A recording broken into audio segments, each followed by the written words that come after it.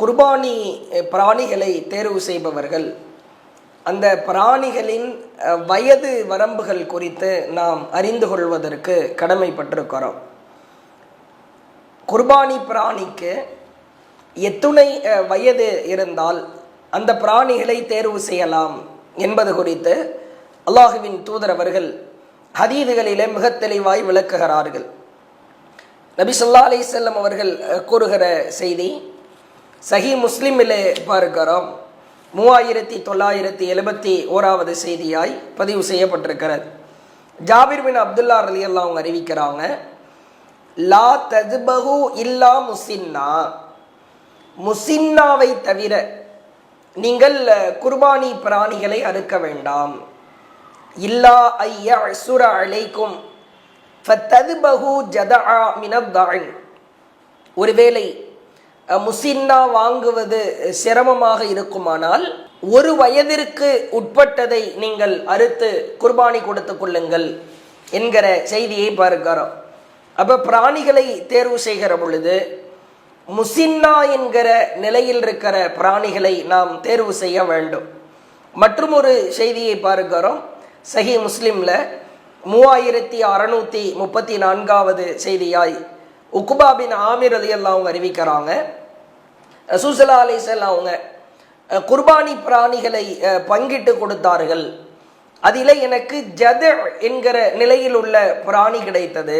ஜத என்கிற நிலையில் உள்ள பிராணி என்றால் ஒரு வயது முழுமையாய் பூர்த்தி அடையாத ஒரு வயதிற்கு உட்பட்ட பிராணிக்கு ஜத என்று சொல்லப்படும்.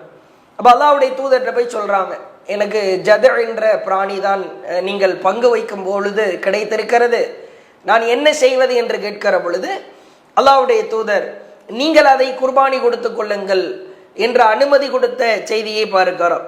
அதே போன்று சுனனுன் நசாயி என்கிற நபிமொழி தொகுப்பில் 4306வது செய்தியாய் பார்க்கிறோம். உக்பா இப்னு ஆமிர் அவங்க அறிவிக்கிறாங்க, ரசூல் ஸல்லல்லாஹு அலைஹி வஸல்லம் அவர்களுடன் ஜத என்கிற நிலையில் இருக்கிற செம்மறியாட்டு குட்டியை நாங்கள் குர்பானி கொடுத்தோம். அப்ப இதுதான் குர்பானி பிராணிகளின் வயது வரம்புகள் தொடர்பான செய்திகள். மிக எளிமையாய் 2 வார்த்தைகளில் நாம் அந்த செய்திகளை அறிந்து கொள்ள முடியும். முதலாவது முசின்னா, இரண்டாவது ஜத. முசின்னா என்றால் ஆடுக்கு ஓராண்டு பூர்த்தி அடைந்திருக்க வேண்டும். சிலருடைய கருத்துப்படி 2 ஆண்டுகள் என்றும் சொல்லப்படுகிறது. அப்ப ஆடாக இருந்தால் ஓராண்டு, மாடாக இருந்தால் குர்பானி பிராணிகளில் மாடுகளாக இருந்தால் 2 ஆண்டு பூர்த்தி அடைந்திருக்க வேண்டும். ஒட்டகமாக இருந்தால் 5 ஆண்டுகள் பூர்த்தி அடைந்திருக்க வேண்டும். இவைகளுக்குத்தான் முசின்னா என்கிற நிலை என்று சொல்லப்படும். சில அறிஞர்கள் பல் விழுந்திருக்கிற அடிப்படையில் சில கருத்துக்களை குறிப்பிடுகிறார்கள்.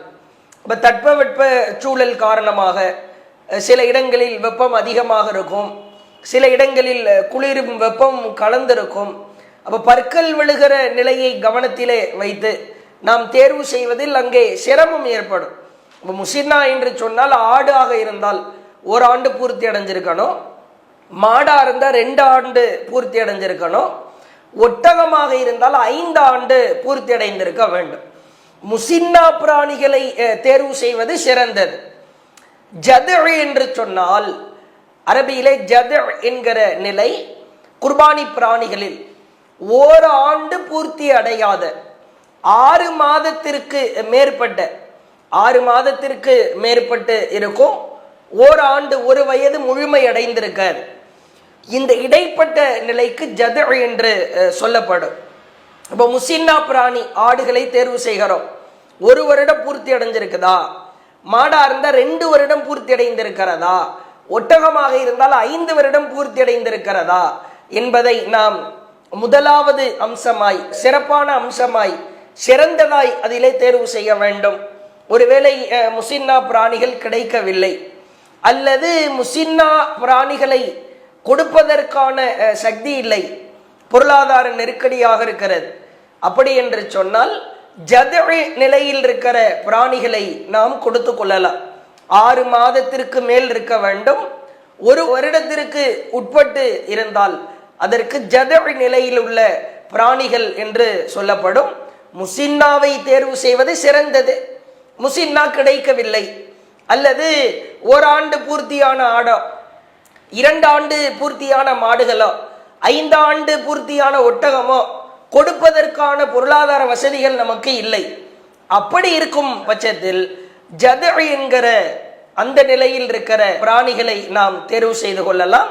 பிராணிகளின் வயது தொடர்பாக இந்த அடிப்படையை நாம் மனதிலே பதிய வைத்து பிராணிகளை, குர்பானி பிராணிகளை தேர்வு செய்து உள தூய்மையோடு இறைவனுக்காக நம்முடைய குர்பானி கடமையை நாம் நிறைவேற்ற வேண்டும் என்பதை இந்த செய்தியின் வாயிலாக தெளிவாக உங்களுக்கு பதிய வைத்துக் கொள்கிறோம். அஸ்ஸலாமு அலைக்கும் வரஹ்மத்துல்லாஹி வபரகாத்துஹு. அல்லாஹு அக்பர், அல்லாஹு அக்பர்.